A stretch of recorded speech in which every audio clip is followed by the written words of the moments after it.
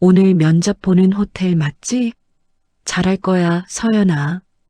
라커룸 복도 끝에서 휴대폰 화면을 본 한재민은 그 자리에 얼어붙었다. 메시지 발신자 이름. 준영. 자신의 아들이었다. 고개를 들어 다시 봤다. 객실 관리팀 직원 오서연. 방금까지 로비에서 무릎 꿇고 바닥을 닦던 그 여자.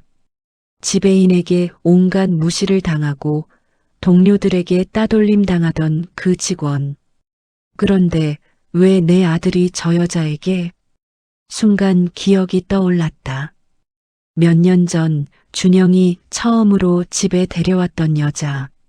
지방대 출신의 변변찮은 집안이라며 자신이 매몰차게 거부했던 바로 그 여자. 우리 집안과는 맞지 않다며 헤어지게 만들었던 오서연. 그때 그 여자였어? 한재민의 주먹이 떨렸다. 자신이 반대했던 그 여자가 지금 자신의 호텔에서 이렇게 학대받고 있었다니. 로비에서 본 장면들이 파노라마처럼 스쳐갔다. 무릎 꿇은 채 유리 조각을 줍던 모습, 떨리는 손, 주변의 냉담한 시선들. 그 모든 게 새로운 의미로 다가왔다. 복도는 고요했다. 하지만 한재민의 머릿속은 폭풍이 몰아치고 있었다. 죄책감, 분노, 후회가 뒤섞였다.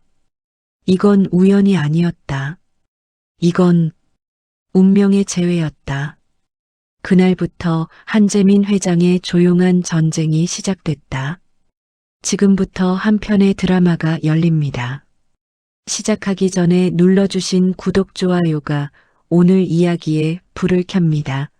이 영상을 보시는 모든 분들 가정마다 평안과 행복이 머물기를 바랍니다. 나는 그날 그 호텔 로비에서 한 여자를 봤습니다. 아니, 정확히 말하자면 한 여자가 무릎 꿇는 모습을 목격했죠.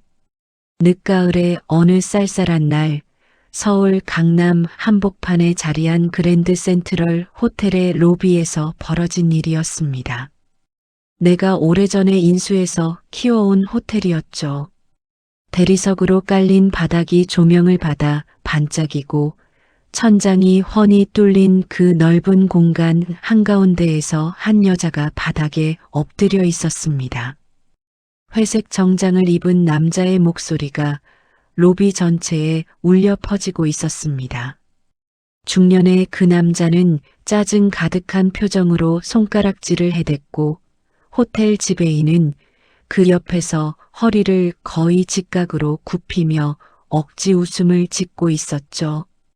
지배인이 죄송하다는 말을 연신 반복하는 동안 나는 엘리베이터 앞에 서서 그 광경을 지켜보고 있었습니다. 회의실로 가는 길이었습니다. 비서가 내 옆에서 태블릿을 들고 오늘 일정을 설명하고 있었는데 그의 목소리가 문득 멀어지는 것처럼 느껴졌죠. 아니, 정확히는 내가 걸음을 멈춘 겁니다. 대리석 바닥 한가운데 호텔 유니폼을 입은 한 여자가 무릎을 꿇고 앉아 있었으니까요. 20대 후반쯤 돼 보이는 여자였습니다. 짙은 갈색 머리를 단정하게 묶은 그녀는 손에 하얀 천을 쥐고 바닥을 닦고 있었고 누군가가 떨어뜨린 것으로 보이는 커피잔이 산산조각 나 있었으며 갈색 액체가 대리석 바닥 여기저기에 번져 있었습니다. 여자의 손이 떨리고 있더군요. 미세하게 하지만 분명하게. 유리 조각들을 주우면서 손끝이 파르르 떨리는 게 보였습니다. 주변 사람들은 어떻게 반응했느냐고요? 그들은 피해갔습니다. 그냥 못 본 척 아무렇지 않다는 듯 돌아서 걸어가더군요. 체크인을 기다리는 손님들은 스마트폰만 들여다보고 있었고 캐리어를 끄는 투숙객들은 저 멀리 돌아서 우회하고 있었으며 프런트 직원들은 고개를 숙인 채 서류만 정리하고 있었습니다. 벨보이들은 시선을 피한 채 짐만 옮기고 있었죠. 그 넓은 로비에서 그 여자만이 홀로 바닥에 엎드려 있었습니다. 마치 세상에 혼자 남겨진 것처럼, 마치 투명 인간이 된 것처럼. 지배인의 목소리가 로비를 가로질러 날아왔습니다. 빨리 치우라고, 손님들이 지나가신다고 재촉하는 그 목소리는 날카롭고 차가웠습니다. 사람을 대하는 목소리가 아니었죠. 여자는 대답하지 않았습니다. 그저 고개를 더 깊이 숙인 채 천으로 바닥을 닦아댔죠. 유리 조각에 손을 베었는지 하얀 천에 희미한 붉은 자국이 묻어나기 시작했습니다. 하지만 여자는 멈추지 않았습니다. 그저 묵묵히 말없이 바닥만 닦아댔습니다. 마치 그게 자신이 할 수 있는 유일한 일인 것처럼, 마치 그게 자신의 존재 이유인 것처럼. 회색 정장의 남자가 다가갔습니다. 그리고는 코웃음을 쳤죠. 비웃는 듯한, 경멸하는 듯한 그런 웃음이었습니다. 그는 중얼거렸습니다. 이런 데서 일하는 사람들이 다 이 모양이라고, 더럽다고. 그리고는 여자 앞에 멈춰서서 구두 끝으로 바닥을 탁탁 쳤습니다. 마치 빨리 치워내라고 명령하듯이, 아니, 마치 여기서 썩 꺼지라고 비난하듯이. 여자의 손이 그 순간 공중에서 멈췄습니다. 짧게, 아주 짧은 순간이었지만 분명히 멈췄죠. 하지만 고개를 들지는 않았습니다. 항의하지도 않았고 뭐라 말하지도 않았습니다. 그저 조금 더 빠르게, 조금 더 조심스럽게 바닥을 닦기 시작했을 뿐입니다. 마치 자신이 잘못한 것처럼, 마치 자신이 사과해야 할 것처럼. 나는 그 장면을 지켜보고 있었습니다. 엘리베이터 버튼을 누르려던 손가락이 공중에서 굳어버렸죠. 비서가 뭐라 말을 걸었지만 나는 듣지 못했습니다. 아니, 듣고 싶지 않았는지도 모르겠습니다. 그저 저 여자만 보고 있었으니까요. 무릎 꿇은 채 바닥을 닦는 저 여자를, 주변의 무관심 속에서 홀로 굴욕을 참고 있는 저 여자를. 그런데 이상했습니다. 문득 묘한 기분이 들었거든요. 저 여자가 낯익은 것 같았습니다. 저렇게 작은 체구의 단정한 옆모습을 가진 여자를 어디서 본 것 같은 느낌이 들었죠. 하지만 기억이 나지 않았습니다. 가물가물한 기억의 저편에서 무언가가 손짓하는 것 같았지만 선명하게 떠오르지는 않았습니다. 비서의 목소리에 정신을 차렸습니다. 회의실에 임원들이 대기 중이라는 말이었죠. 나는 고개를 끄덕였습니다. 하지만 시선은 여전히 저 여자에게 고정되어 있었습니다. 지배인이 서둘러 여자 옆으로 다가가더군요. 그리고는 작게, 하지만 날카롭게 속삭이는 게 들렸습니다. 빨리 처리하라고, 손님들이 불편해한다고. 그리고는 이름을 불렀습니다. 오서현. 그 이름이 내 귓가에 박혔습니다. 마치 모처럼, 송곳처럼 파고 들어왔죠. 오서현. 어디서 들어본 이름 같았습니다. 분명 어디선가 들어본 이름인데 정확히 기억이 나지 않았습니다. 나는 천천히 고개를 돌려 엘리베이터로 향했습니다. 문이 열렸고 비서가 먼저 안으로 들어섰죠. 나는 마지막으로 한 번 더 그 여자를 봤습니다. 서연이라는 이름을 가진, 무릎 꿇은 채 바닥을 닦고 있는 그 여자를. 그리고 엘리베이터에 올랐죠. 문이 닫히는 순간까지도 나는 그 여자의 떨리는 손끝을, 구부러진 어깨를, 고개 숙인 뒷모습을 잊을 수가 없었습니다. 마치 그 모습이 내 망막에 새겨진 것처럼, 마치 그 순간이 내 기억 속에 각인된 것처럼. 엘리베이터 안은 고요했습니다. 비서가 태블릿을 보며 오늘 회의 안건을 설명하고 있었지만 나는 제대로 듣지 못했습니다. 아니, 듣고 있었지만 머릿속에 들어오지 않았다고 하는 게 맞겠군요. 머릿속에는 계속 아까 그 장면만 맴돌고 있었으니까요. 무릎 꿇은 여자, 오서연이라는 이름, 떨리는 손끝, 그리고 주변 사람들의 무관심한 얼굴들. 비서가 내 얼굴을 보더니 괜찮냐고 물었습니다. 안색이 좋지 않다고, 어디 불편한 곳이 있냐고. 나는 짧게 대답했습니다. 괜찮다고, 아무렇지 않다고.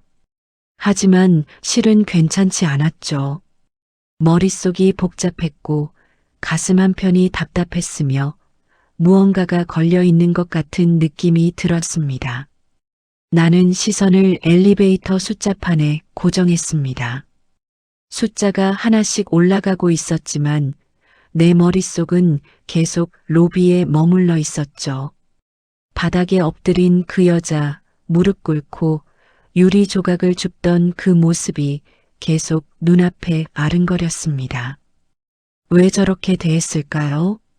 지배인은 내가 직접 뽑은 사람이었습니다. 오랜 경력의 베테랑이었고 서비스 마인드가 철저하다고 평가받는 사람이었죠. 추천서도 화려했고 면접 때도 인상이 좋았습니다. 하지만 아까 그 태도는 뭐였습니까? 저건 서비스 마인드가 아니었습니다. 저건 그냥 무시였고 경멸이었으며 학대였습니다. 뭐라 표현해야 할지 모르겠지만 분명한 건 저건 사람을 대하는 태도가 아니었다는 겁니다. 저건 그냥 존재 자체를 부정하는 것 같았습니다. 엘리베이터가 도착했습니다. 문이 열리고 비서가 먼저 나갔습니다. 나는 천천히 복도를 걸었습니다. 발걸음이 무거웠죠. 회의실 앞에서 임원들이 대기하고 있었습니다. 그들은 나를 보자 일제히 일어나 인사했고 나는 습관적으로 인사를 받으며 회의실로 들어갔습니다. 긴 테이블, 가죽 의자, 대형 모니터가 보이는 익숙한 공간이었죠. 하지만 오늘따라 모든 게 낯설게 느껴졌습니다. 마치 처음 와본 곳처럼 이상하게 어색하고 불편하게 느껴졌습니다. 회의가 시작됐습니다. 재무이사가 분기 실적을 보고하고 있었고 마케팅 팀장이 신규 프로모션 계획을 설명하고 있었습니다. 객실 가동률이 상승했다는 좋은 소식도 있었죠. 모두가 만족스러운 표정으로 고개를 끄덕이고 있었습니다.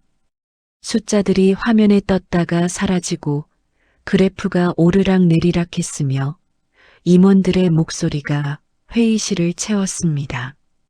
하지만 나는 집중할 수가 없었습니다. 자꾸만 아까 그 장면이 떠올랐거든요. 무릎 꿇은 채 바닥을 닦던 그 여자, 주변 사람들의 무관심한 얼굴들, 그리고 지배인의 차가운 눈빛. 그 모든 게 머릿속에서 계속 재생되고 있었습니다. 마치 영화의 한 장면처럼, 마치 악몽처럼. 재무이사가 내게 뭔가를 물었습니다. 배당권에 대한 의견이었던 것 같습니다. 나는 잠시 말을 멈췄습니다. 그리고는 천천히 입을 열었죠. 회의를 잠깐 중단하자고, 잠시 후에 다시 시작하자고. 임원들이 어리둥절한 표정으로 일어났습니다. 이런 일은 거의 없었으니까요. 내가 회의 중간에 쉬자고 한 적은 거의 없었습니다. 하지만 오늘은 도저히 집중할 수가 없었습니다. 나는 자리에서 일어나 창가로 걸어갔습니다. 높은 층에서 내려다본 강남 거리가 보였습니다. 사람들이 개미처럼 움직이고 있었고 차들이 빼곡히 들어차 있었으며 빌딩들이 하늘을 찌를 듯 솟아 있었죠. 평소 같으면 이 풍경을 보며 뿌듯함을 느꼈을 겁니다. 내가 이룬 것들, 내가 만들어낸 이 호텔, 이 사업들을 생각하며 자부심을 느꼈을 거예요. 하지만 오늘은 그런 기분이 들지 않았습니다. 문득 궁금해졌습니다. 저 아래에서 로비에서 그 여자는 지금 뭘 하고 있을까? 혹시 아직도 바닥을 닦고 있는 건 아닐까? 혹시 또 누군가에게 무시당하고 있는 건 아닐까? 혹시 또 혼자 외롭게 무언가를 치우고 있는 건 아닐까? 비서를 불렀습니다. 로비 직원 중에 오서연이라는 사람을 아냐고 물었죠. 비서는 잠시 휴대폰을 검색하더니 대답했습니다. 객실 관리팀 소속이라고, 입사한 지 꽤 됐다고, 몇 년 전에 들어왔다고 했습니다. 그렇게 오래됐다고요. 그렇게 오래 일했는데 아직도 저런 취급을 받고 있다니. 아니, 어쩌면 그동안 계속 저렇게 당해왔는지도 모르겠습니다. 근무 태도는 어떠냐고 물었더니 비서는 인사 기록상으로는 별다른 문제가 없다고 했습니다. 별다른 문제가 없다고요. 나는 고개를 저었습니다. 그리고는 다시 회의실로 돌아가 회의를 계속 진행했습니다. 하지만 내 머릿속은 온통 그 여자 생각뿐이었습니다. 오서연. 왜 자꾸 그 이름이 마음에 걸리는 걸까요? 왜 자꾸 그 여자의 모습이 떠오르는 걸까요? 왜 이렇게 가슴이 답답한 걸까요? 회의가 끝났을 때는 이미 해가 중천에 떠 있었습니다. 나는 임원들과 간단히 인사를 나누고 다시 엘리베이터를 탔습니다. 아래층으로 내려가는 동안 내 심장이 이상하게 빨리 뛰고 있었습니다. 왜 그랬을까요? 나도 잘 모르겠습니다.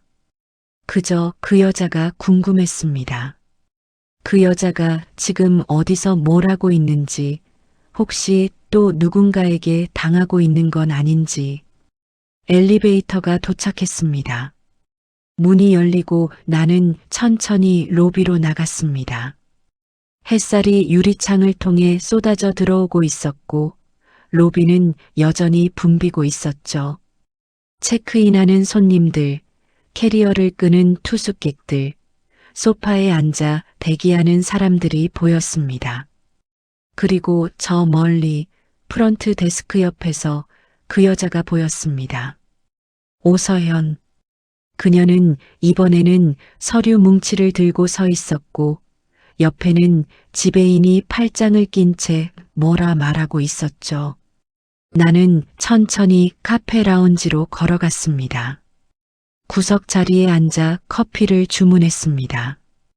그리고는 조용히 말없이 저들을 지켜봤죠. 지배인의 목소리가 들렸습니다. 서류를 다시 정리해 오라고, 이게 뭐냐고 짜증 섞인 말투로 질책하는 소리였습니다. 서연의 목소리는 작았습니다. 거의 들릴 듯 말 듯한 크기였죠. 죄송하다고, 다시 하겠다고. 마치 목소리를 내는 것조차 미안해하는 것처럼. 지배인은 죄송하다고 해결되냐고 제대로 일 좀 하라고 말했습니다. 그리고는 혀를 찼죠. 나는 커피잔을 쥔 손에 힘이 들어가는 걸 느꼈습니다. 왜 저러는 걸까? 저 여자가 무슨 잘못을 했길래 저렇게 대하는 걸까? 서연은 고개를 숙인 채 서류를 받아들었습니다. 그리고는 돌아서 걸어가더군요. 지배인은 그 뒷모습을 보며 다시 혀를 찼습니다. 짧고 경멸 어린 그 소리가 카페 라운지까지 들렸습니다. 나는 커피를 한 모금 마셨습니다.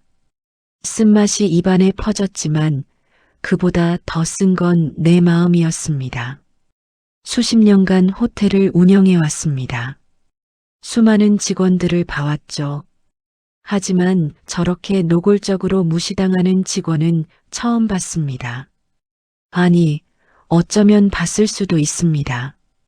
하지만 신경 쓰지 않았던 거겠죠. 회장이었으니까요. 직원 한 명 한 명의 사정까지 챙길 시간도 없었고 챙기려 하지도 않았습니다. 하지만 오늘은 달랐습니다. 왜인지 모르겠지만 오늘만큼은 그럴 수가 없었습니다. 그 여자의 모습이 자꾸 눈에 밟혔습니다. 무릎 꿇던 모습, 떨리던 손끝, 고개 숙이던 뒷모습이 계속 떠올랐습니다. 나는 커피를 다 마시고 자리에서 일어났습니다. 그리고는 서연이 간 방향으로 걸어갔죠. 복도 끝 직원 전용 구역이 보였습니다. 서연은 거기서 서류를 정리하고 있었습니다. 혼자서 작은 책상 앞에 앉아 펜을 든 채 뭔가를 적고 있었죠. 나는 문 밖에 서서 그 모습을 지켜봤습니다. 그녀의 어깨가 축 처져 있었습니다. 피곤해 보였죠. 아니, 피곤한 정도가 아니었습니다. 지쳐 보였습니다. 삶에, 일에, 사람들에게 지쳐 보였습니다. 마치 세상의 모든 무게를 혼자 짊어진 것처럼, 마치 더 이상 버틸 힘이 남아있지 않은 것처럼, 나는 문득 가슴이 먹먹해지는 걸 느꼈습니다. 왜 그랬을까요? 이 여자가 누군지도 모르는데 왜 내 가슴이 이렇게 아픈 걸까요? 왜 이렇게 답답한 걸까요? 뒤에서 비서의 목소리가 들렸습니다. 오늘 저녁 약속이 있다는 말이었죠. 나는 고개를 끄덕이고 천천히 돌아섰습니다. 하지만 마지막으로 한 번 더 그 여자를 봤습니다. 작고 외로워 보이는 그 뒷모습을. 그리고 나는 알 수 없는 감정에 휩싸였습니다. 이 여자를 어디서 봤을까? 왜 이렇게 마음이 쓰일까? 왜 이렇게 가슴이 아픈 걸까? 그날 밤 나는 잠을 제대로 이루지 못했습니다. 침대에 누워 천장을 바라보면서 계속 그 여자 생각만 했죠. 무릎 꿇고 바닥을 닦던 그 모습이 계속 눈앞에 아른거렸고 지배인의 차가운 말투가 귓가에 맴돌았으며 주변 사람들의 무관심한 시선이 머릿속에서 지워지지 않았습니다. 그 모든 게 밤새도록 나를 괴롭혔습니다. 마치 내가 무언가 잘못한 것처럼, 마치 내가 책임져야 할 일인 것처럼. 다음 날 아침 나는 평소보다 일찍 호텔로 향했습니다. 아직 해가 완전히 뜨지 않은 시각이었죠. 새벽의 공기는 차갑고 고요했습니다. 거리는 한산했고 빌딩의 불빛들만 희미하게 켜져 있었습니다. 로비에 들어서니 밤샘 근무를 하던 직원들이 졸린 눈으로 업무를 보고 있었고 청소 직원들이 바닥을 닦고 있었습니다. 그리고 거기 서연이 있었습니다. 로비 한쪽에서 큰 화분을 옮기고 있더군요. 혼자서 그 무거운 화분을 힘들게 옮기고 있었습니다. 팔이 떨리는 게 보였습니다. 화분이 너무 무거운 거죠. 주변에 다른 직원들도 있었지만 아무도 도와주지 않았습니다. 그저 지나가면서 흘끗 보기만 할 뿐이었죠. 옆에서 다른 직원이 소리쳤습니다. 조심하라고, 거기 미끄럽다고. 하지만 늦었습니다. 서연의 발이 미끄러지더니 화분이 기울어지기 시작했고 흙이 바닥에 쏟아져 내렸습니다. 큰 소리와 함께 화분이 바닥에 떨어졌고 서연은 그 자리에 주저앉았습니다. 작은 신음소리가 들렸습니다. 고통스러운 목소리였죠. 나는 본능적으로 달려가려 했습니다. 하지만 그보다 먼저 지배인의 목소리가 로비 전체에 울려 퍼졌습니다. 뭐 하는 거냐고, 새 화분인 걸 알면서 왜 이러냐고 소리치는 그의 목소리는 분노로 가득 차 있었습니다. 그는 어디서 나타났는지 재빨리 서연에게 다가가고 있었죠. 서연은 죄송하다고 제가 치우겠다고 말했습니다. 떨리는 목소리로, 거의 울음이 섞인 목소리로 그녀는 재빨리 일어나 흙을 손으로 주우려 했습니다. 하지만 지배인이 그녀의 팔을 잡더군요. 거칠게, 난폭하게. 손으로 줍게 아니라 빗자루를 가져오라고, 도구도 제대로 못 쓰냐고 소리쳤습니다. 서연은 비틀거리며 일어나 창고 쪽으로 뛰어갔습니다. 나는 그 장면을 멀리서 지켜보고 있었습니다. 가슴이 터질 것 같았죠. 당장 달려가서 지배인의 멱살을 잡고 싶었습니다. 당장 소리치고 싶었습니다. 무슨 권리로 저렇게 대하느냐고, 사람을 사람으로 대하라고. 하지만 참았습니다. 아직 때가 아니었으니까요. 나는 더 많은 증거가 필요했습니다. 지배인이 얼마나 저 여자를 괴롭히는지, 이 호텔에서 무슨 일이 벌어지고 있는지 확실히 확인해야 했습니다. 서연이 빗자루를 들고 돌아왔습니다. 그리고는 무릎을 꿇고 흙을 쓸기 시작했죠. 지배인은 옆에서 팔짱을 낀 채 지켜보고 있었습니다. 제대로 쓰려고, 깨끗하게 치우라고 계속 잔소리를 늘어놓았습니다. 서연은 대답하지 않았습니다. 그저 고개를 숙인 채 흙만 쓸어댔죠. 지배인은 계속 말했습니다. 이따 손님들 오시면 어쩌려고 이러냐고, 죄송하다는 말만 하지 말고 일 좀 제대로 하라고. 서연은 여전히 대답하지 않았습니다. 아니, 대답할 수 없었던 것 같습니다. 목소리가 나오지 않았던 거죠. 나는 그 모습을 보며 주먹을 쥐었습니다. 손톱이 손바닥에 파고드는 게 느껴졌지만 신경 쓰지 않았습니다.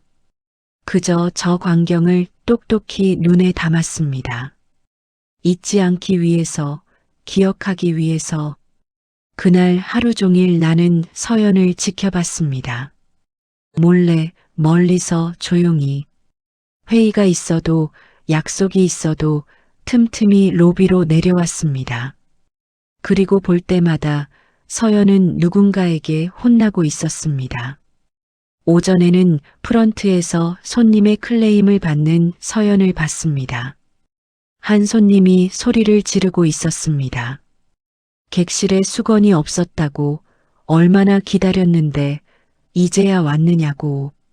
서연은 고개를 숙이며 연신 사과하고 있었습니다. 옆에서 지배인이 나타나 서연을 밀어냈죠. 자기가 처리하겠다고 하면서 서연에게는 비키라는 눈빛을 쏘았습니다. 마치 내가 여기 있으면 방해된다는 듯이, 마치 내 존재 자체가 문제라는 듯이. 점심시간에는 직원 식당에서 홀로 밥을 먹는 서연을 봤습니다. 다른 직원들은 무리지어 앉아 떠들고 웃고 있었지만 서연은 구석 자리에 혼자 앉아 있었습니다. 누구도 그녀 옆에 앉지 않았고 누구도 말을 걸지 않았습니다. 한 여직원이 서연이 앉으려는 자리 근처에 가방을 올려놓는 걸 봤습니다. 서연이 자리가 있냐고 물었지만 그 여직원은 친구가 올 거라고 대답했죠. 하지만 그 친구는 끝내 오지 않았습니다.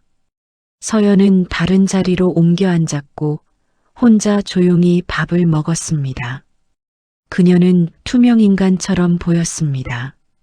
마치 그곳에 없는 사람처럼, 마치 존재하지 않는 사람처럼. 오후에는 복도에서 짐을 나르는 서연을 봤습니다. 무거운 상자를 들고 비틀거리며 걷는 그녀를 지나가던 남자 직원이 어깨로 밀쳤습니다. 미안하다는 말도 퉁명스러웠고 그나마도 뒤돌아보지 않고 내뱉은 한마디였죠. 서연은 대답도 못하고 그냥 비켜섰습니다. 상자가 너무 무거워 팔이 떨리는데도 땀이 이마에 맺히는데도 아무도 도와주지 않았습니다. 나는 그 모든 걸 봤습니다. 카페에 앉아서, 복도 끝에 서서, 엘리베이터 안에서 그 모든 순간을 지켜봤습니다. 그리고 점점 확신하게 됐죠. 이건 단순한 실수가 아니라는 걸, 이건 우연이 아니라는 걸, 이건 조직적인 왕따라는 걸, 저 여자는 이 호텔에서 철저히 고립되어 있다는 걸, 그리고 그 중심에는 지배인이 있다는 걸. 해가 저물어갈 무렵 나는 다시 로비로 내려갔습니다. 이번에는 우연을 가장하지 않았습니다. 당당히 로비 한가운데를 걸었죠. 그리고 프런트 데스크 앞에 섰습니다. 지배인이 나를 보고 화들짝 놀라며 다가왔습니다. 어떻게 오셨냐고, 무슨 일이 있냐고 급하게 물어왔죠. 나는 로비 상태를 확인하러 왔다고 대답했습니다. 지배인은 지금 모든 게 완벽하게 운영되고 있다고, 걱정하지 않으셔도 된다고 말했습니다. 나는 천천히 로비를 둘러봤습니다. 깨끗한 대리석 바닥, 반짝이는 샹들리에, 단정하게 정렬된 소파와 테이블이 보였습니다. 겉보기엔 완벽해 보였죠. 손님들은 만족스러운 표정으로 체크인을 하고 있었고, 직원들은 웃으며 서비스를 제공하고 있었으며, 모든 것이 질서정연하게 돌아가고 있었습니다. 하지만 나는 알고 있었습니다. 이 완벽함 뒤에 숨겨진 추악함을, 이 질서 뒤에 감춰진 폭력을, 이 웃음 뒤에 가려진 고통을. 직원들 관리는 잘 되고 있냐고 물었습니다. 지배인은 당연하다고, 모든 직원이 최선을 다하고 있다고 대답했습니다. 모두냐고 다시 물었더니 그는 잠시 망설이더니 모두라고 대답했습니다. 거짓말이었습니다. 그의 눈동자가 미세하게 흔들리는 게 보였으니까요.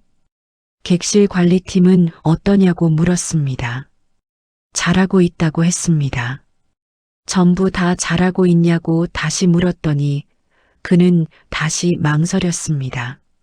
하지만 결국 전부 다 잘하고 있다고 대답했죠. 또 거짓말이었습니다. 나는 더 이상 묻지 않았습니다.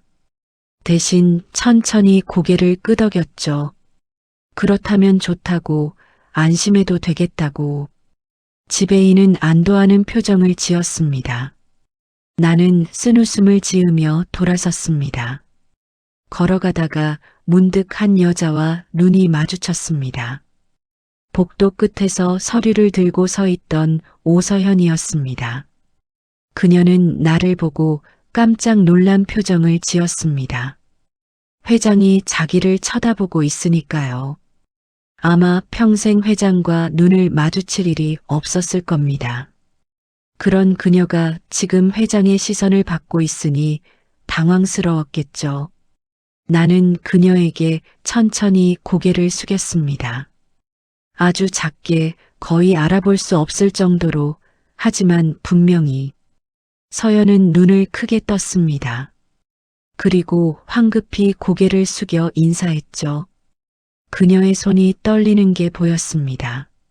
나는 다시 돌아서 엘리베이터로 향했습니다. 하지만 마음속으로 다짐했습니다. 조금만 기다리라고, 조금만 더 참으라고.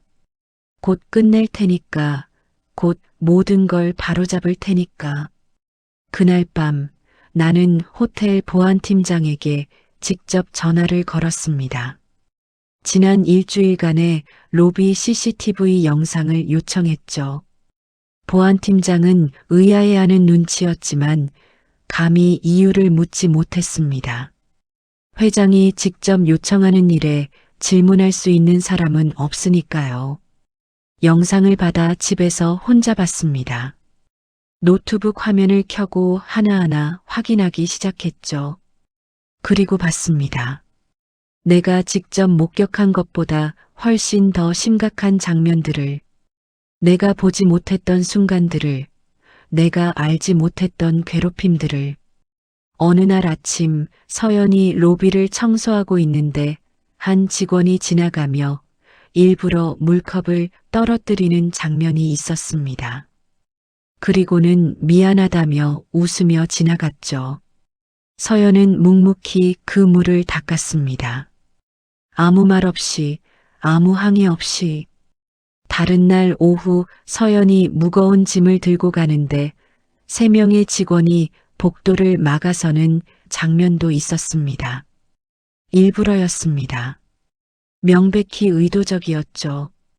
서연은 한참을 기다리다가 조심스럽게 지나가도 되겠냐고 물었고 그들은 천천히, 아주 천천히 비켜줬습니다. 비웃는 표정으로. 또 다른 날 아침 지배인이 직원 회의에서 서연을 공개적으로 질책하는 장면이 있었습니다. 이번 주 고객 만족도가 왜 이렇게 낮으냐고 제대로 일 좀 하라고 소리치는 장면이었죠. 서연은 고개만 숙였습니다. 변명도 하지 않았고 해명도 하지 않았습니다. 그저 죄송하다는 말만 반복했습니다. 하지만 나중에 데이터를 확인해 보니 그 고객 만족도 저하는 서연과 전혀 관계없는 부서의 문제였습니다. 지배인은 알면서도 서연을 질책한 거였죠. 점심시간 영상도 있었습니다. 직원 식당에서 한 여직원이 서연이 앉으려는 자리에 가방을 올려놓는 장면이었죠. 서연이 자리가 있냐고 물었지만 친구가 올 거라는 대답만 돌아왔습니다. 하지만 영상을 계속 돌려보니 그 친구는 끝내 오지 않았습니다. 빈자리에 가방만 덩그러니 놓여 있었고 서연은 멀리 떨어진 다른 자리에서 혼자 밥을 먹었습니다. 퇴근 시간 영상도 충격적이었습니다. 다른 직원들은 모두 정시에 퇴근했지만 서연만 홀로 남아 서류를 정리하고 있었습니다. 시간이 흘러도 계속 일하고 있었고 밤이 깊어도 여전히 자리를 지키고 있었습니다. 영상의 시간을 보니 밤 늦은 시각까지 그녀는 호텔에 남아 있었습니다.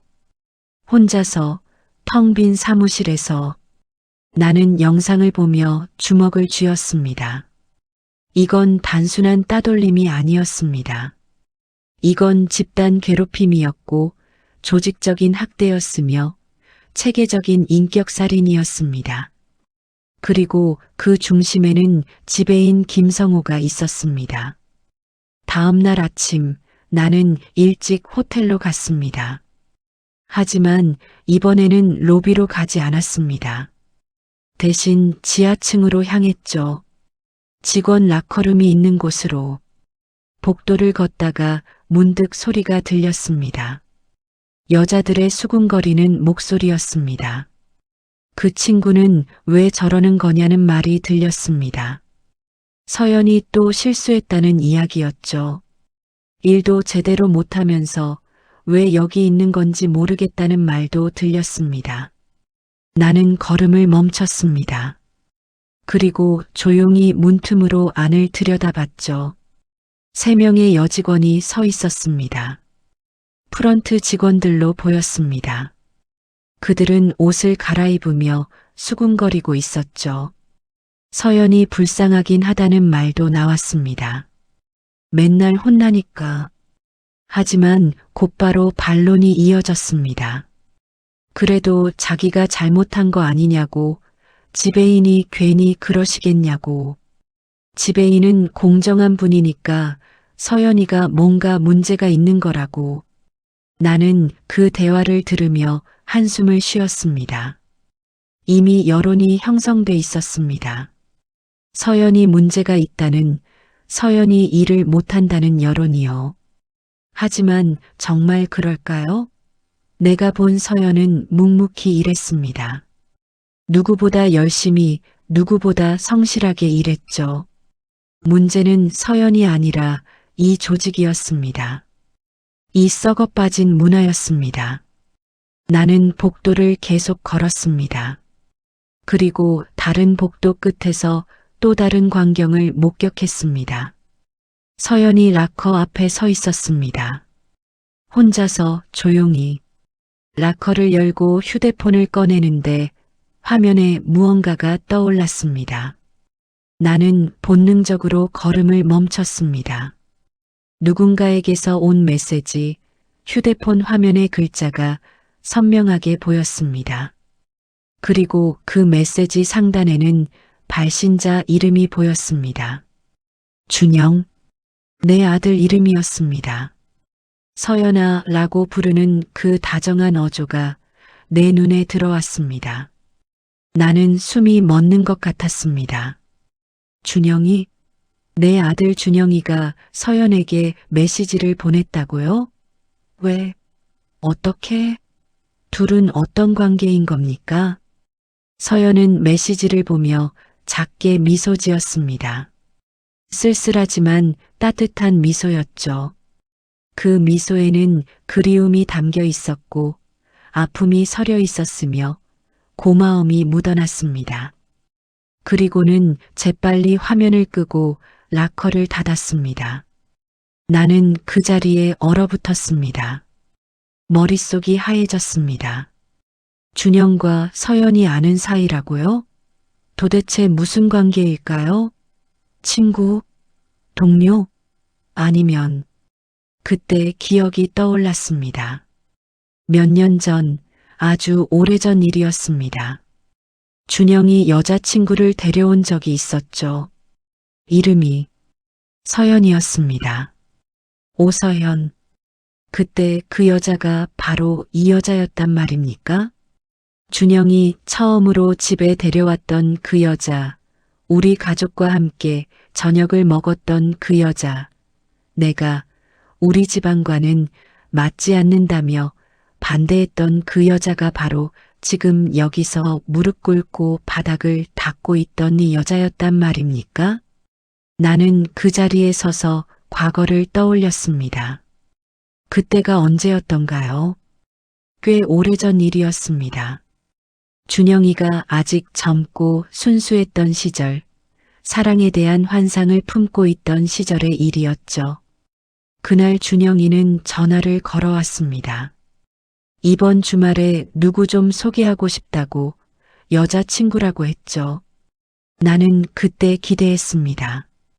어떤 집안의 딸일까, 어떤 스펙을 가졌을까, 우리 집안과 잘 어울릴까 하고요. 어리석게도 오만하게도 그런 생각들만 했습니다.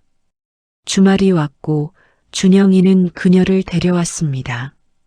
키가 작고 마른 체구의 단정한 옷차림의 여자였습니다. 첫인상은 나쁘지 않았죠. 조용하고 차분해 보였으니까요. 공손하게 인사하는 모습도 괜찮았습니다. 안녕하세요. 오서연이라고 합니다. 그녀는 정중하게 인사했습니다. 목소리는 작았지만 또박또박했죠. 나는 그녀를 거실로 안내했고 우리는 함께 저녁을 먹었습니다. 준영의 어머니, 내 아내는 서연에게 친절하게 대했습니다. 여러 가지를 물어봤죠. 어디서 왔는지, 부모님은 어떤 일을 하시는지, 식사 중에 나도 여러 가지를 물었습니다.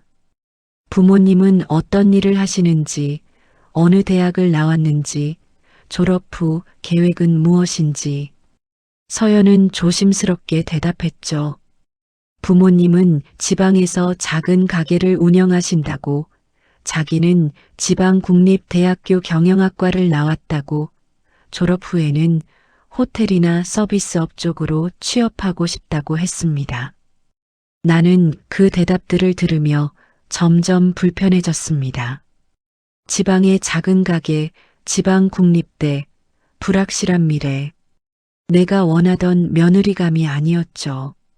나는 서울 명문대 출신의 좋은 집안에서 자란 확실한 커리어를 가진 여자를 원했으니까요. 우리 회사를 물려받을 아들의 배우자로 적합한 사람을 원했습니다. 식사가 끝나고 서연이 화장실에 간 사이 나는 준영을 불렀습니다. 따로 서재로 데려가 조용히 말했죠. 우리 집안과는 맞지 않는 것 같다고.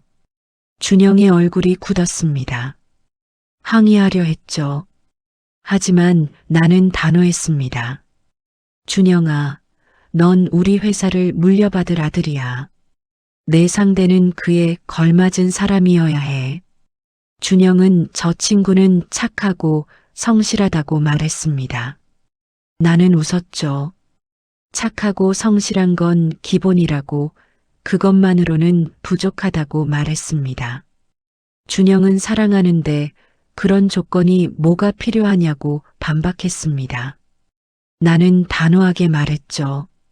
세상은 내가 생각하는 것보다 현실적이라고. 그날 이후 나는 계속 준영을 압박했습니다. 서연과 헤어지라고, 더 나은 사람을 만나라고. 준영은 처음에는 반항했습니다.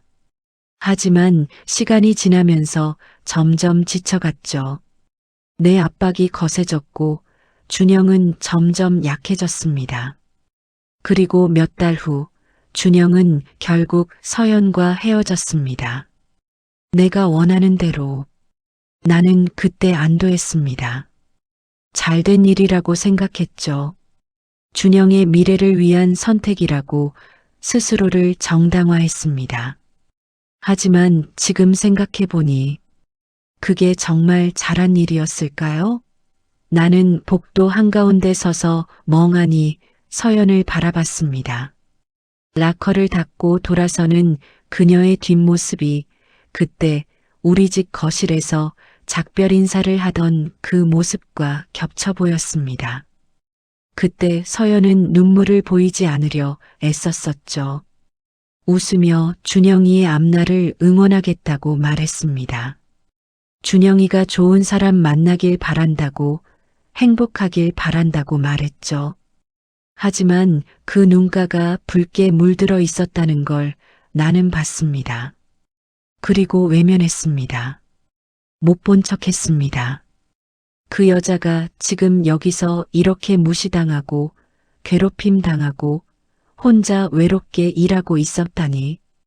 그 여자가 매일 아침 이 호텔에 와서 굴욕을 당하고 매일 밤 늦게까지 혼자 남아 일하고 집에 돌아가서는 또 어떤 고통을 견디고 있었을까요? 나는 가슴이 먹먹해지는 걸 느꼈습니다. 죄책감이었을까요? 아니면 후회였을까요? 잘 모르겠습니다. 하지만 분명한 건 내가 이 상황에 책임이 있다는 것이었습니다. 내가 준영과 서연을 갈라놓았고 서연은 그 후 혼자가 됐으며 어쩌면 그 상처를 안고 여기까지 왔는지도 모릅니다. 그리고 여기서 또다시 상처를 받고 있는 거죠. 뒤에서 비서의 목소리가 들렸습니다. 오늘 일정을 시작해야 한다는 말이었죠. 나는 천천히 고개를 끄덕였습니다. 하지만 시선은 여전히 복도 끝을 향하고 있었습니다. 서연은 이미 사라지고 없었지만 그녀의 모습이 내 망막에 선명하게 남아 있었습니다.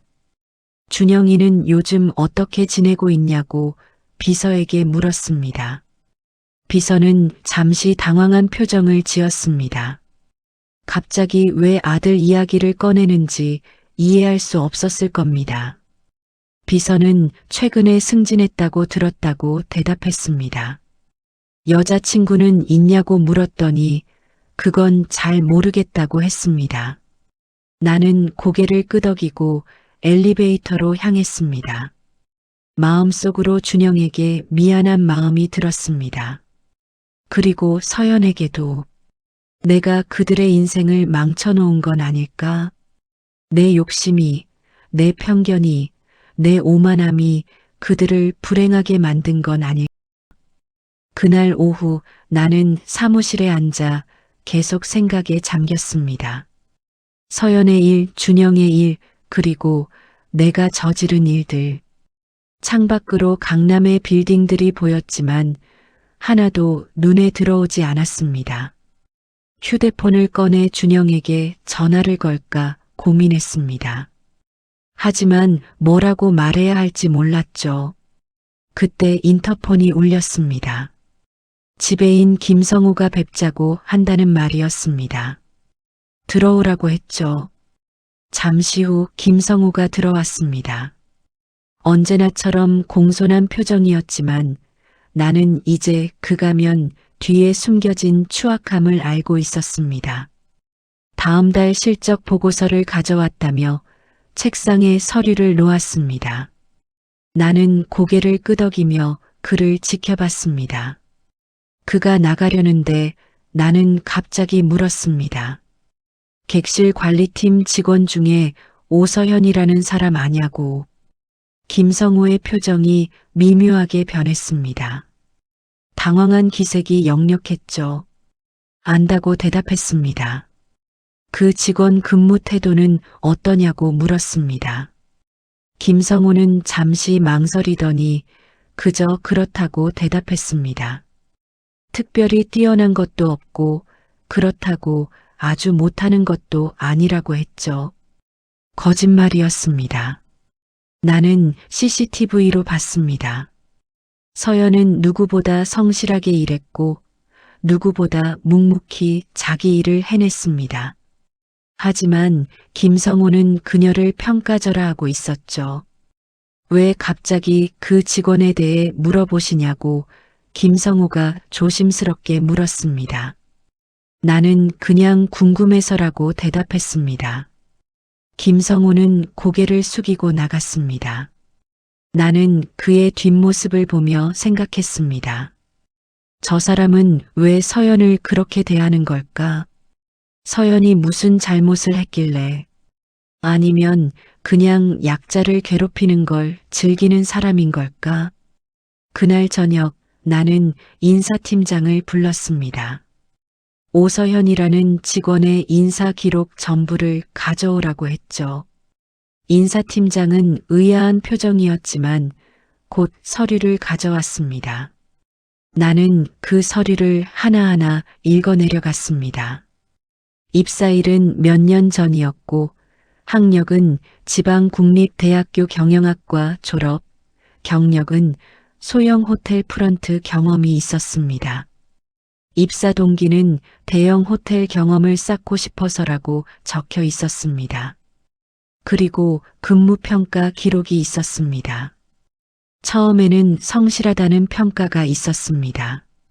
업무 파악이 빠르고 의사소통이 원활하다는 내용이었죠. 하지만 시간이 지나면서 평가가 점점 나빠졌습니다.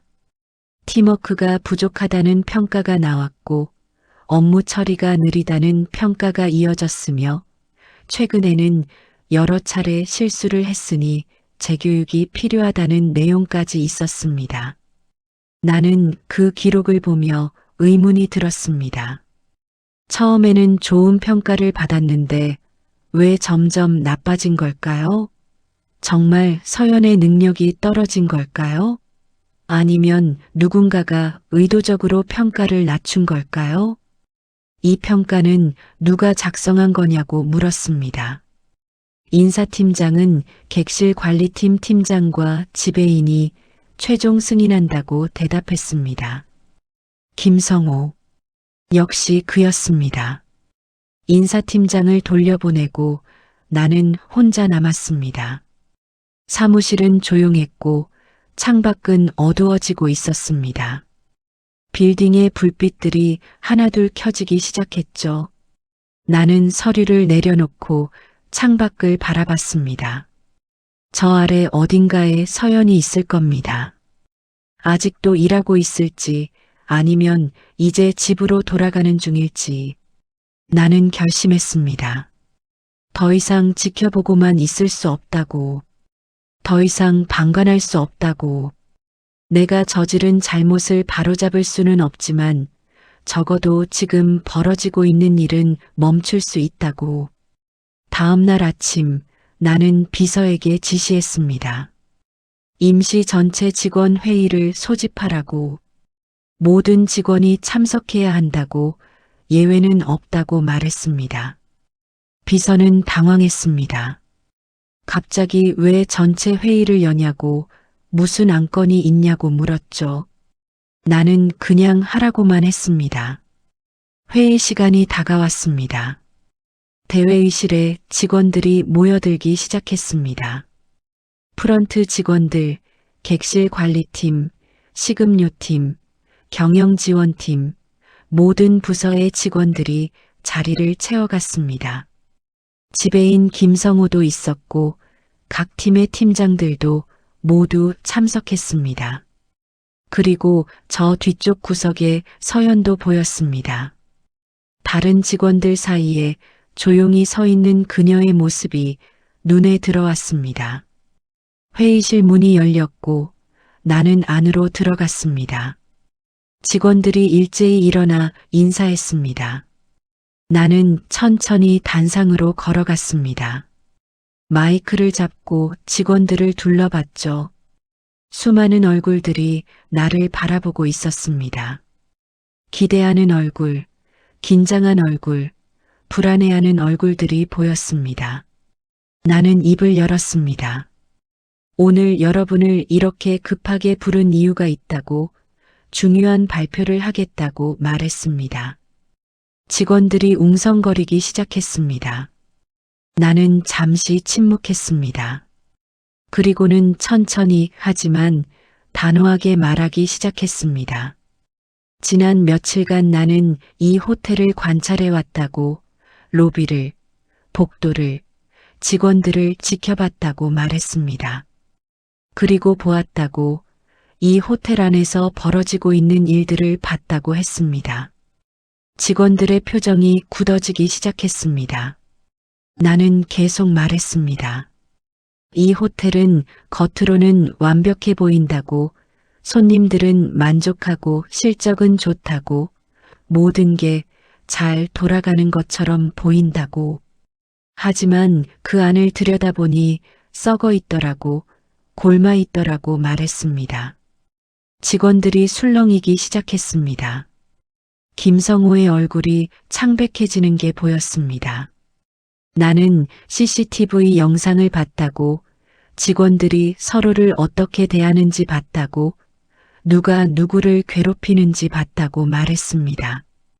그리고 가장 심각한 건 그걸 방치한 관리자들이라고, 아니, 오히려 주도한 관리자들이라고 했습니다. 김성호가 자리에서 일어났습니다.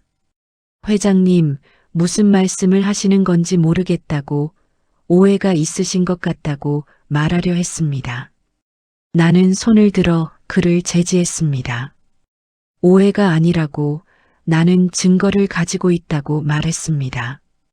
일주일간의 CCTV 영상, 인사 기록, 직원들의 증언까지 모두 확보했다고 했습니다. 김성호의 얼굴이 완전히 하얗게 변했습니다. 나는 선언했습니다. 오늘부로 지배인 김성호를 해임한다고, 그리고 객실 관리팀 팀장도 해임한다고, 이번 사태에 연루된 모든 관리자들을 조사하겠다고 말했습니다.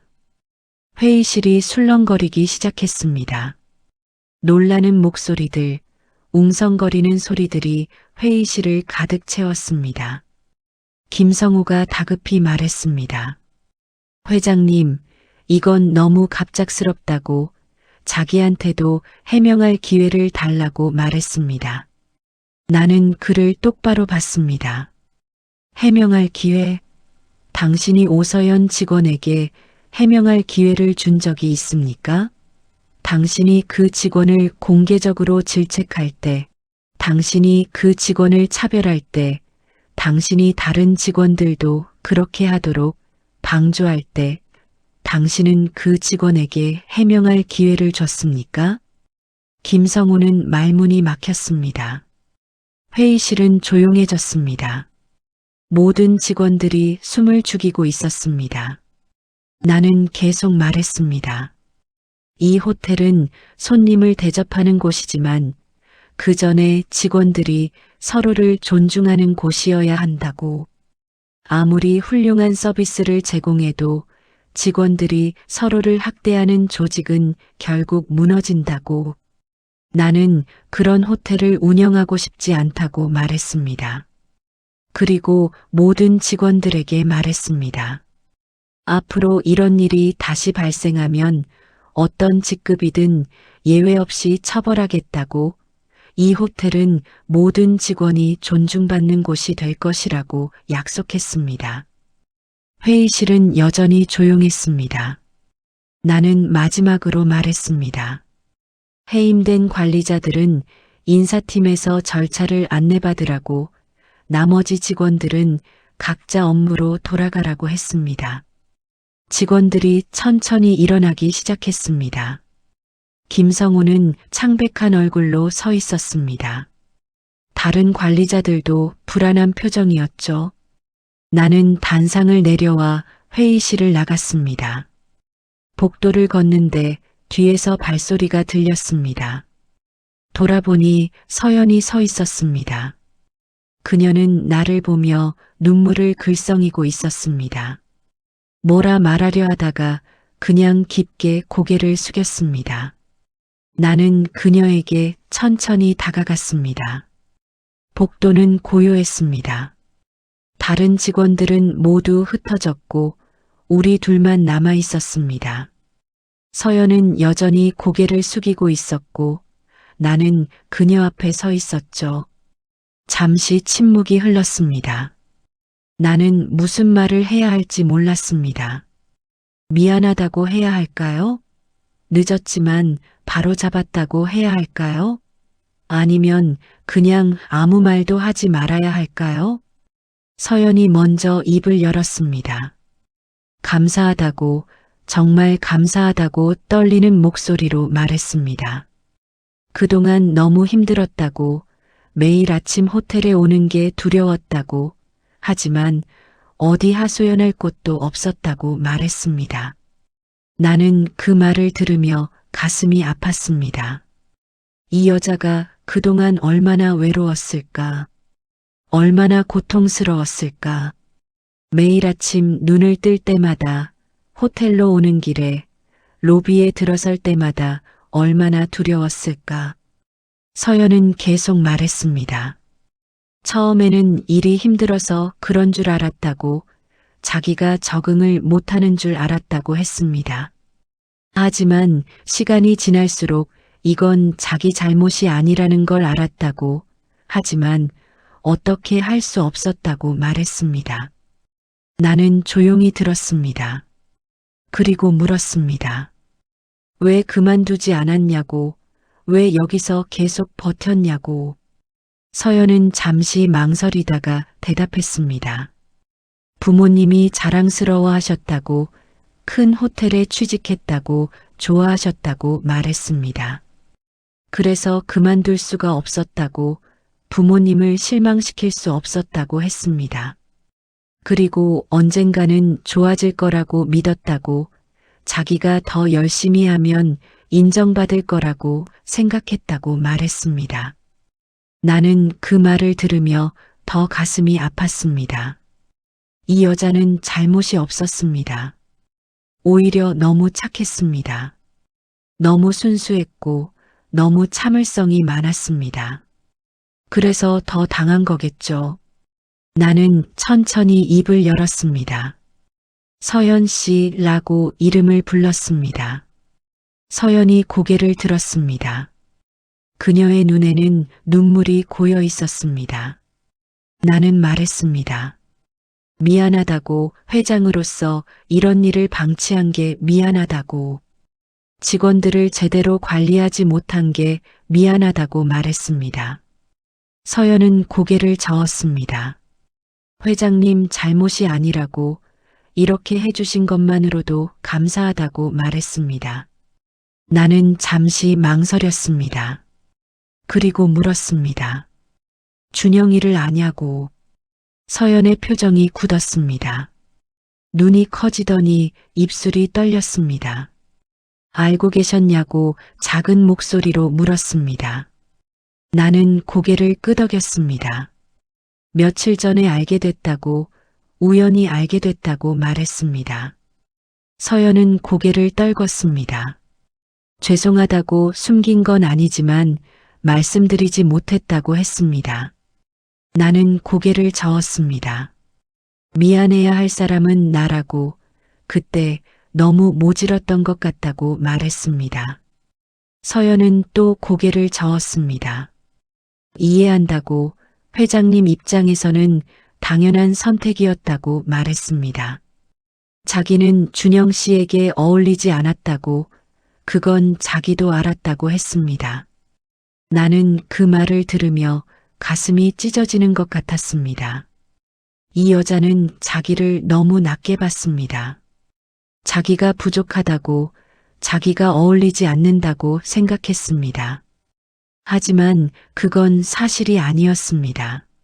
문제는 서연이 아니라 나였습니다. 내 편견이었고 내 오만함이었습니다. 나는 말했습니다.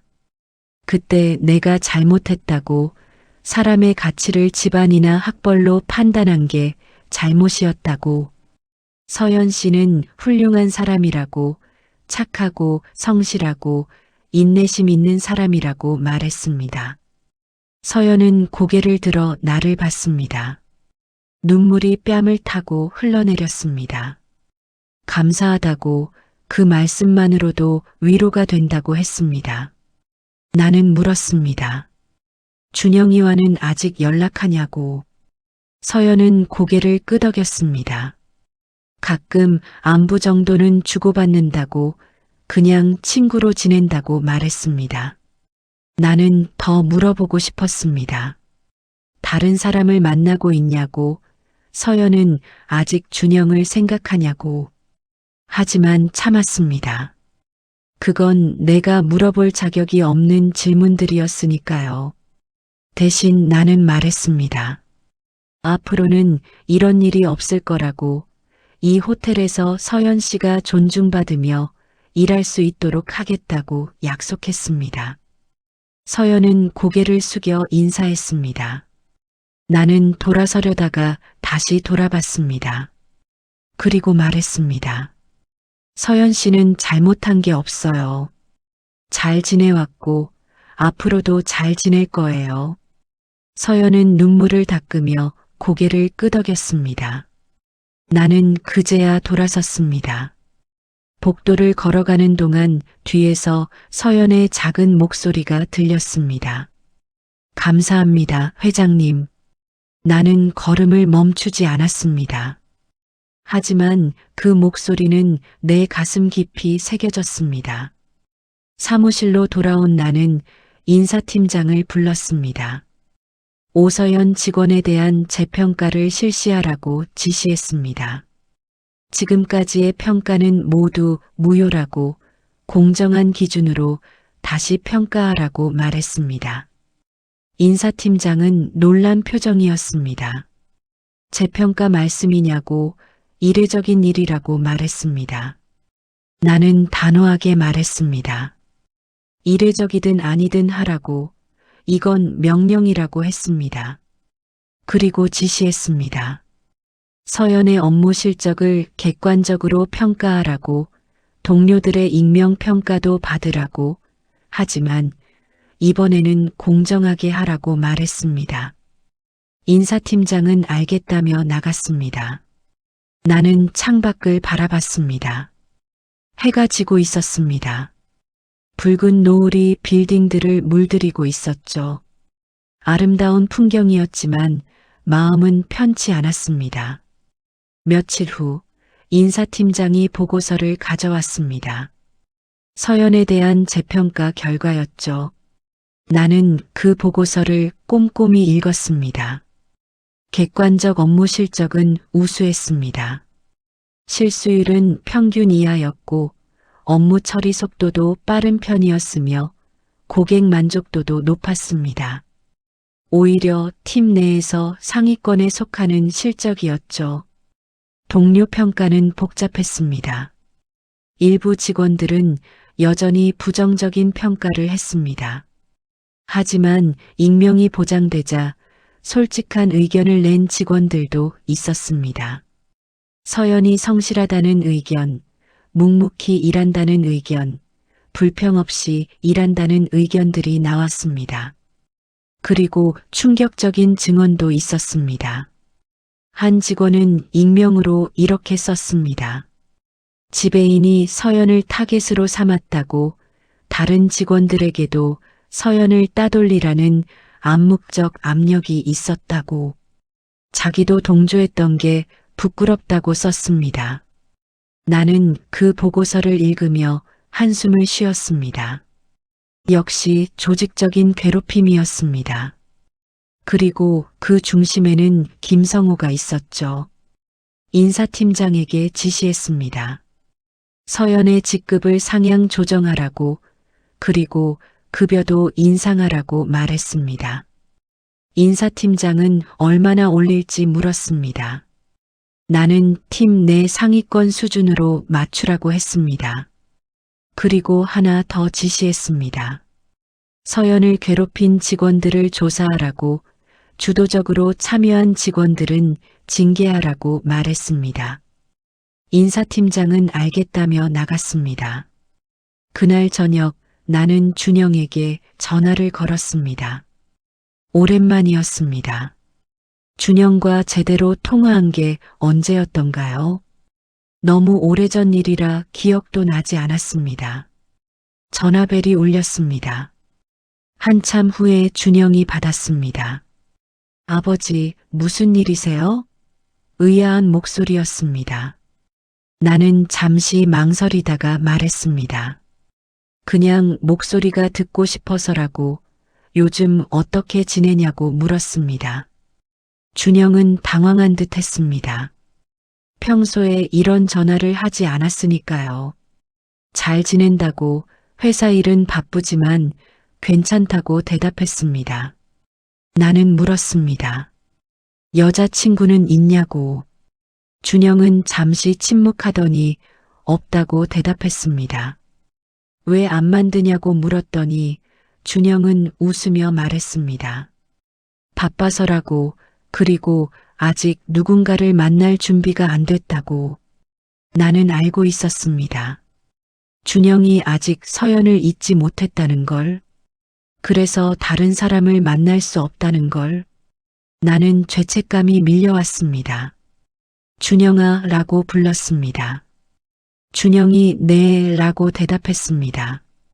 나는 말하려다가 멈췄습니다.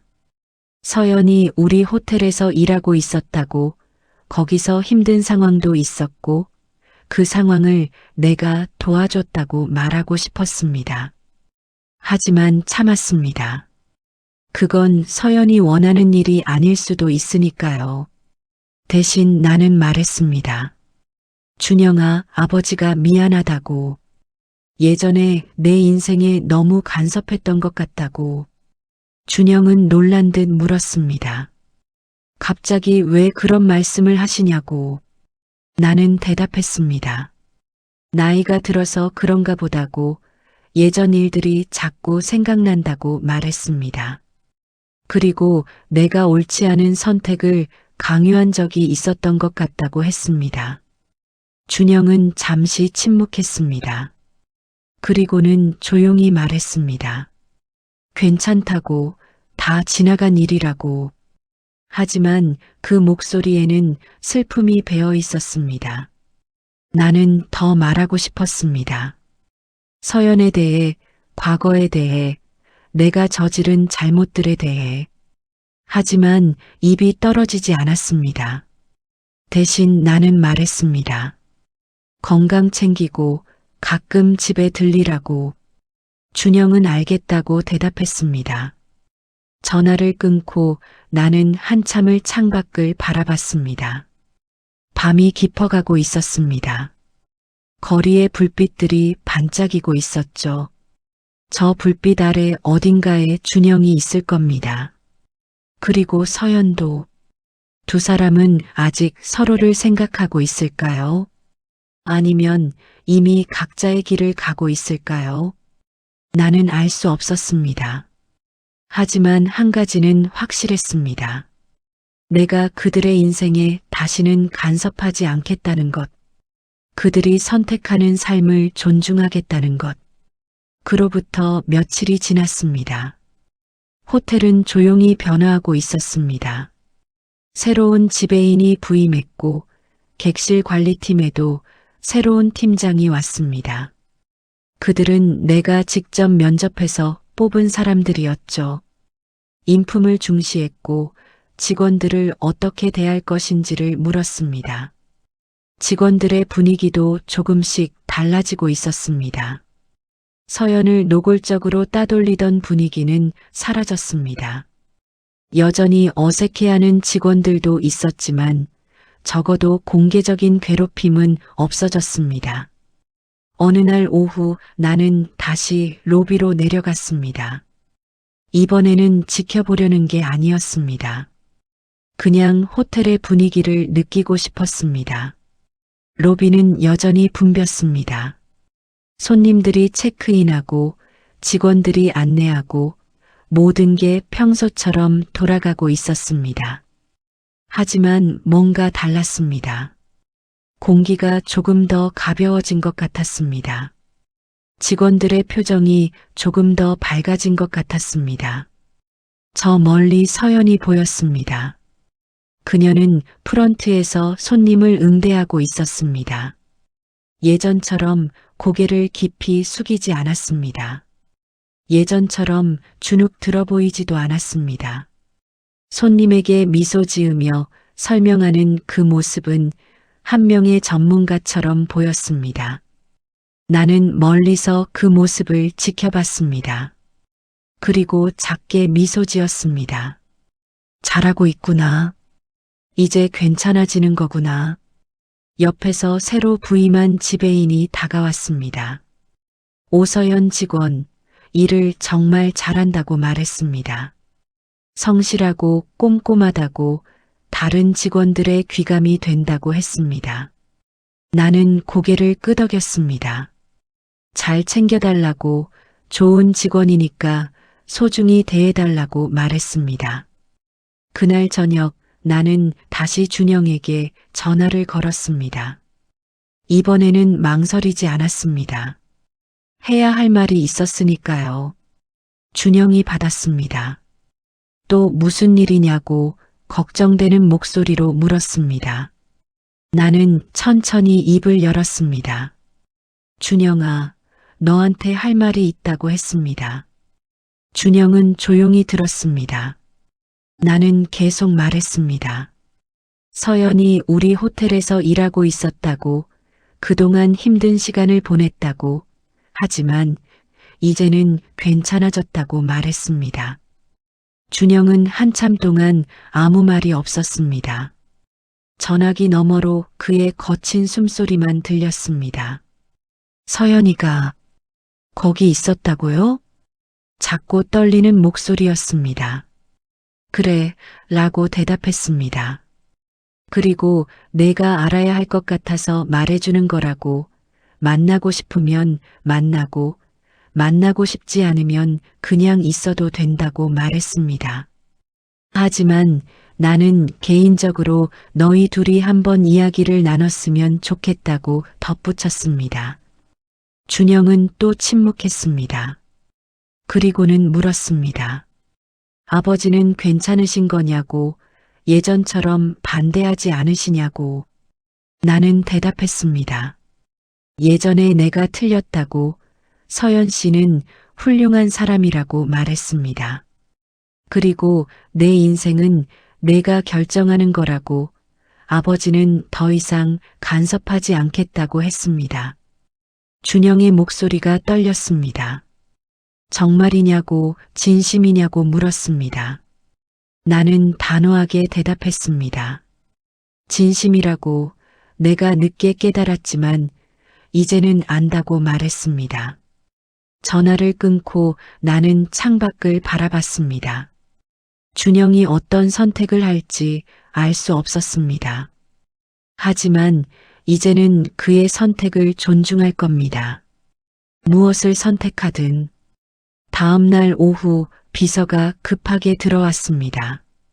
도련님이 호텔에 오셨다고 로비에서 대기 중이라고 말했습니다. 나는 고개를 끄덕였습니다. 예상했던 일이었습니다. 나는 사무실을 나와 엘리베이터를 탔습니다. 로비로 내려가는 동안 가슴이 두근거렸습니다. 준영이 서연을 만나면 어떻게 될까? 두 사람은 무슨 이야기를 나눌까? 엘리베이터 문이 열렸습니다. 로비가 보였습니다. 그리고 저기 입구 근처에 준영이 서 있었습니다. 정장 차림의 준영은 어색하게 주위를 둘러보고 있었습니다. 서연을 찾는 눈빛이었습니다. 나는 준영에게 다가갔습니다. 준영이 나를 보고 고개를 숙여 인사했습니다. 나는 그의 어깨를 가볍게 두드렸습니다. 그리고 말했습니다. 저기 저 복도 끝에 직원 휴게실이 있다고 서연 씨는 지금 쉬는 시간일 거라고 알려줬습니다.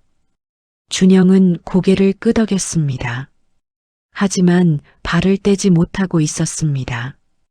긴장한 모습이었죠. 나는 다시 한번 그의 어깨를 두드렸습니다. 가봐라 라고 말했습니다. 후회하지 말고. 준영은 깊게 숨을 들이쉬었습니다. 그리고는 천천히 복도를 향해 걸어가기 시작했습니다. 나는 그 뒷모습을 지켜봤습니다. 내 아들의 뒷모습을, 사랑하는 사람을 만나러 가는 그 뒷모습을. 나는 조용히 카페 라운지로 갔습니다. 저 멀리 복도가 보이는 자리에 앉았습니다. 커피를 주문하고 가만히 기다렸죠. 얼마나 지났을까요? 복도 끝에서 두 사람이 나타났습니다. 준영과 서연이었습니다. 두 사람은 나란히 걷고 있었습니다. 말없이 조용히. 하지만 그 침묵이 어색해 보이지는 않았습니다. 그들은 로비를 가로질러 밖으로 나갔습니다. 아마 산책을 하려는 모양이었습니다. 나는 그들이 사라지는 것을 지켜봤습니다.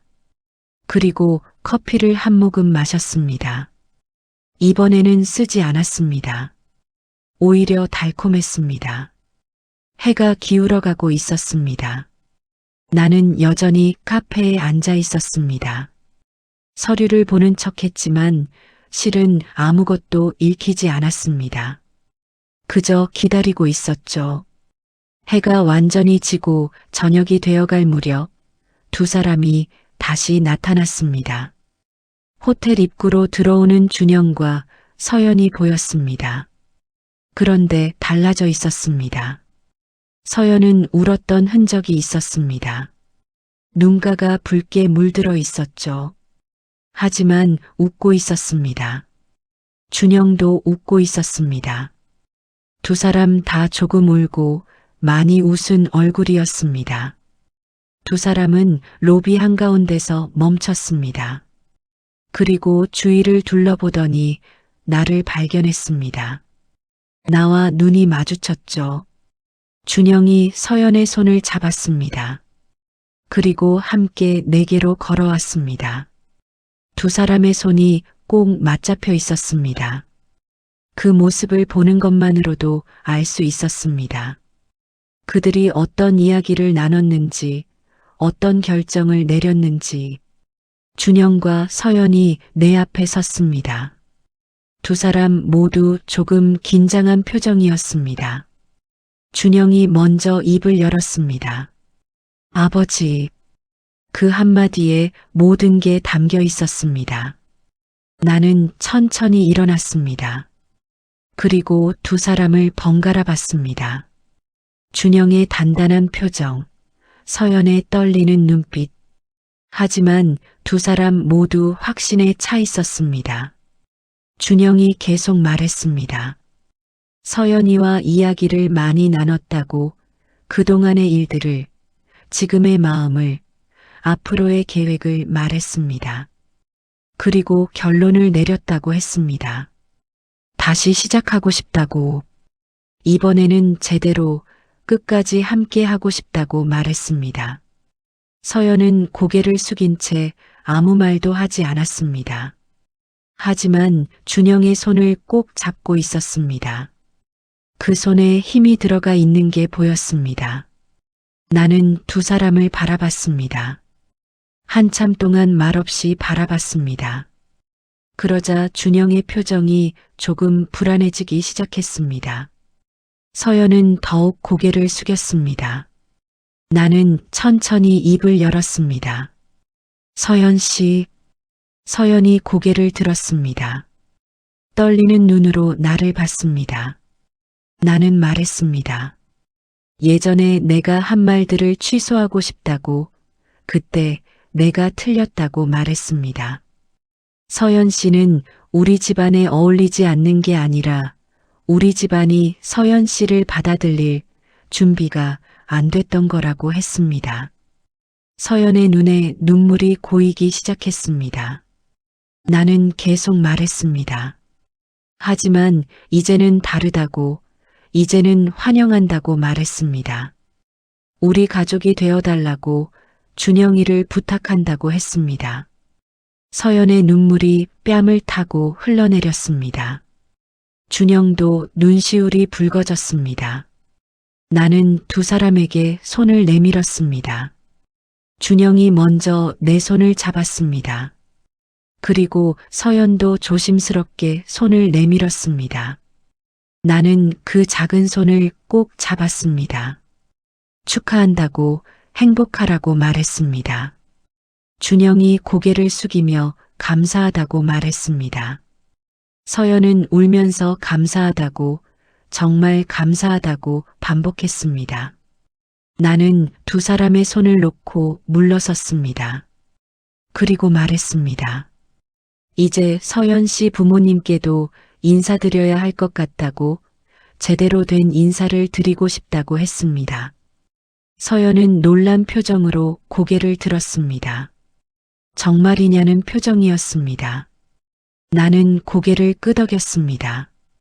당연하다고, 우리 며느리가 될 사람의 부모님인데 당연히 인사드려야 한다고 말했습니다. 준영이 웃었습니다. 오랜만에 보는 환한 웃음이었습니다.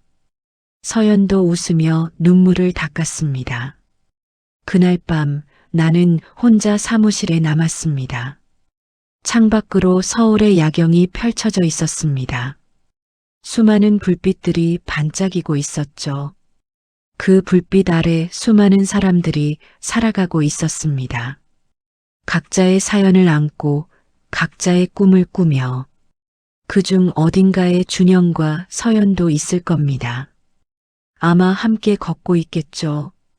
손을 잡고 미래를 이야기하며 지난 시간의 아픔을 털어내고 앞으로의 행복을 꿈꾸며 나는 그 모습을 상상하며 미소 지었습니다. 내가 한때 막으려 했던 그 사랑이, 내가 한때 부족하다고 생각했던 그 여자가 이제는 내 며느리가 될 겁니다. 그리고 나는 그 사실이 기쁩니다. 사람은 변할 수 있습니다. 깨달을 수 있고 성장할 수 있고 더 나은 사람이 될 수 있습니다. 비록 늦었지만 나는 변했습니다. 그리고 그 변화가 두 사람의 행복으로 이어졌습니다. 나는 책상 서랍을 열었습니다. 거기에는 오래된 사진 한 장이 있었습니다. 젊은 시절의 내가 아내와 함께 찍은 사진이었죠. 우리도 한때는 준영과 서연처럼 젊고 순수한 연인이었습니다. 사랑만으로 모든 걸 이겨낼 수 있다고 믿었던 시절이었습니다. 언제부터였을까요? 내가 이렇게 변한 게, 사랑보다 조건을, 마음보다 집안을 따지게 된 게 어쩌면 성공하면서부터였을지도 모릅니다. 돈을 벌고 지위를 얻으면서 무언가 중요한 걸 잃어버렸는지도 모릅니다. 하지만 이제는 다시 찾았습니다. 서연이가 가르쳐줬습니다. 사람의 진짜 가치가 무엇인지, 진짜 품격이 무엇인지, 학벌이나 재산이 아니라 그 사람의 마음과 태도가 진짜 가치라는 걸 나는 사진을 도로 서랍에 넣었습니다. 그리고 일어나 창가로 걸어갔습니다. 밤은 깊어가고 있었지만 도시는 여전히 깨어 있었습니다. 마치 살아 숨쉬는 생명체처럼. 며칠 후에는 서연의 부모님을 만날 겁니다. 제대로 된 인사를 드리고 사과할 겁니다.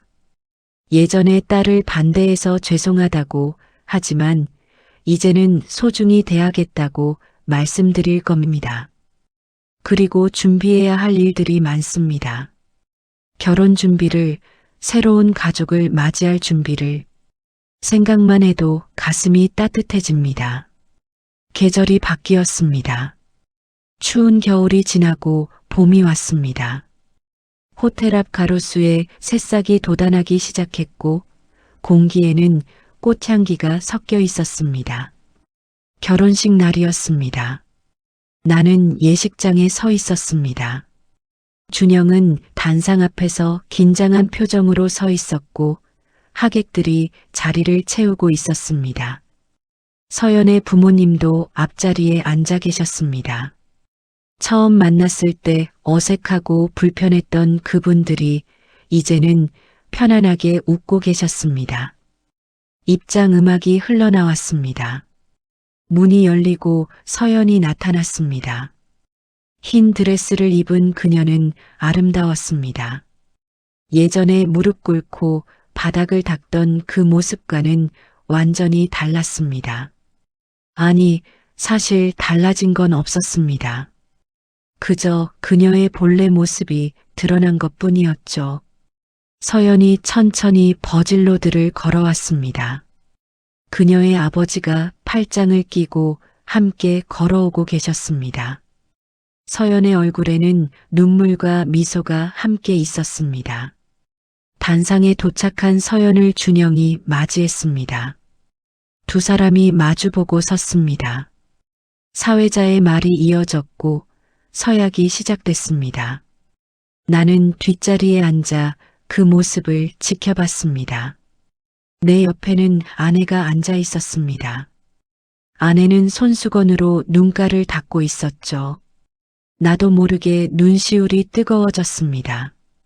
준영과 서연이 서로에게 반지를 끼워 주었습니다.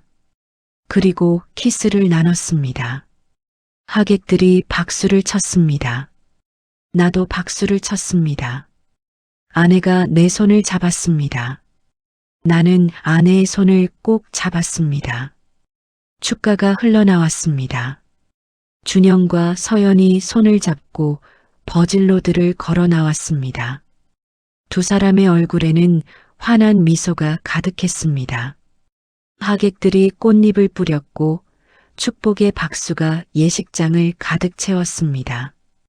피로 연장해서 나는 서연에게 다가갔습니다. 그녀는 나를 보고 환하게 웃으며 인사했습니다.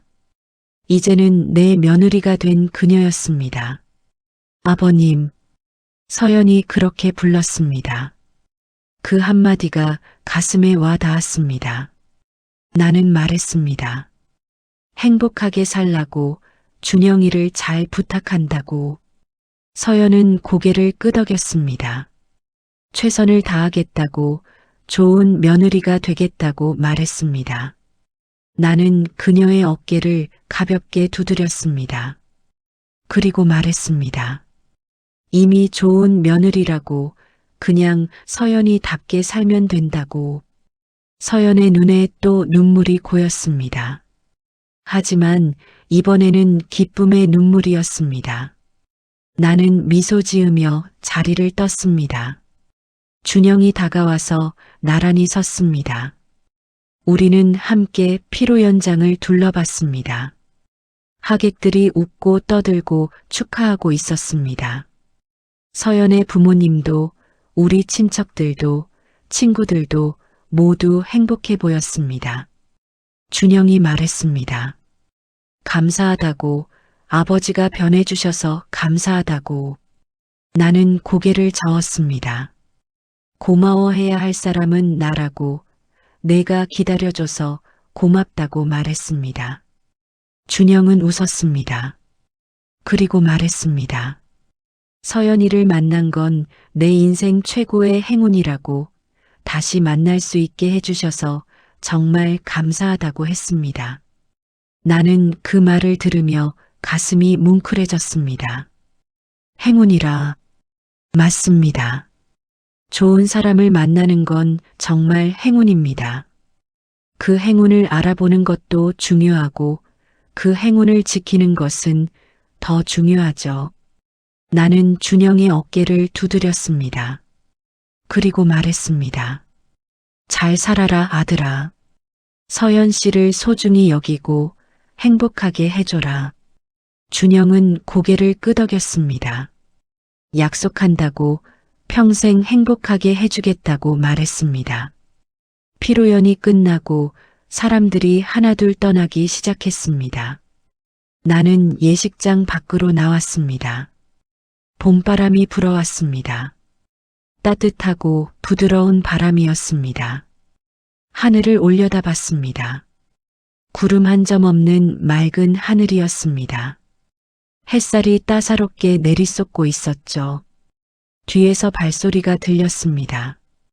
돌아보니 준영과 서연이 함께 나오고 있었습니다. 웨딩드레스와 턱시도 차림의 두 사람은 그림 같았습니다. 두 사람이 내게 다가와 인사했습니다. 이제 신혼여행을 떠난다고 다녀와서 인사드리겠다고 말했습니다. 나는 고개를 끄덕였습니다. 잘 다녀오라고 조심하라고 말했습니다. 준영과 서연이 차에 올랐습니다. 창문을 내리고 손을 흔들었습니다. 나도 손을 흔들어 답했습니다. 차가 천천히 출발했습니다. 그리고 멀어져 갔습니다. 시야에서 사라질 때까지 나는 그 차를 지켜봤습니다. 차가 완전히 사라지자 나는 천천히 돌아섰습니다. 아내가 내 옆에 와서 섰습니다. 우리는 나란히 서서 하늘을 올려다봤습니다. 잘했어요. 아내가 말했습니다. 늦었지만 그래도 잘했어요. 나는 아내의 손을 잡았습니다. 그리고 말했습니다. 그래, 늦었지만 잘했어. 우리는 함께 주차장으로 걸어갔습니다. 봄바람이 계속 불어왔습니다. 가로수의 새싹들이 바람에 흔들리고 있었습니다. 모든 게 새롭게 시작되는 계절이었습니다. 나는 생각했습니다. 인생은 결코 늦지 않았다고. 잘못을 깨닫는데 늦은 때란 없고 다시 시작하는데 늦은 때란 없다고. 중요한 건 깨닫고 나서 어떻게 행동하느냐는 것이고 변화를 받아들일 수 있느냐는 것이라고. 나는 변했습니다. 그리고 그 변화가 두 사람의 행복을 만들어냈습니다. 그것만으로도 충분했습니다. 차에 올라 시동을 걸었습니다. 예식장을 빠져나가며 백미러로 뒤를 봤습니다. 예식장 건물이 점점 멀어지고 있었습니다. 그 안에서 벌어졌던 아름다운 일들, 행복한 순간들이 추억이 되어가고 있었습니다. 하지만 괜찮습니다. 추억은 추억대로 간직하고 이제는 앞을 보고 가면 됩니다. 준영과 서연의 새로운 시작을, 우리 가족의 새로운 장을 기대하며 나는 엑셀을 밟았습니다. 차가 부드럽게 나아갔습니다. 앞으로, 계속 앞으로, 봄날의 따스한 햇살 속으로. 그로부터 몇 달이 지났습니다. 계절은 다시 바뀌어 여름이 왔습니다. 호텔은 여전히 잘 운영되고 있었고 직원들은 모두 활기차게 일하고 있었습니다. 서연은 신혼여행에서 돌아온 후 호텔을 그만뒀습니다. 준영과 함께 새로운 삶을 시작하고 싶다고 했죠. 나는 아쉬웠지만 응원했습니다. 그녀의 선택이니까요. 마지막 날 서연은 직원들에게 인사를 하러 왔습니다. 많은 직원들이 아쉬워했습니다. 특히 신입 직원들은 서연을 많이 따랐는데 그녀가 떠난다니 속상해했죠. 나도 로비로 내려가 서연에게 인사했습니다. 그녀는 깊게 고개를 숙여 감사하다고 말했습니다. 이 호텔에서 힘든 시간도 있었지만 결국 좋은 결말을 맞이했다고 모든 게 회장님 덕분이라고 했습니다. 나는 고개를 저었습니다. 내 덕분이 아니라 서연이가 잘 견뎌낸 덕분이라고 앞으로도 잘 살라고 말했습니다. 서연이 호텔을 떠나는 모습을 지켜봤습니다. 예전에 무릎 꿇고 바닥을 닦던 그 여자가 이제는 당당하게 행복하게 걸어나가고 있었습니다. 지금 나는 사무실에 앉아 이 글을 쓰고 있습니다. 창밖으로는 여름 해가 뜨겁게 내리쏟고 있습니다. 호텔 로비에서는 오늘도 수많은 사람들이 드나들고 있겠죠. 이 이야기를 기록하고 싶었습니다.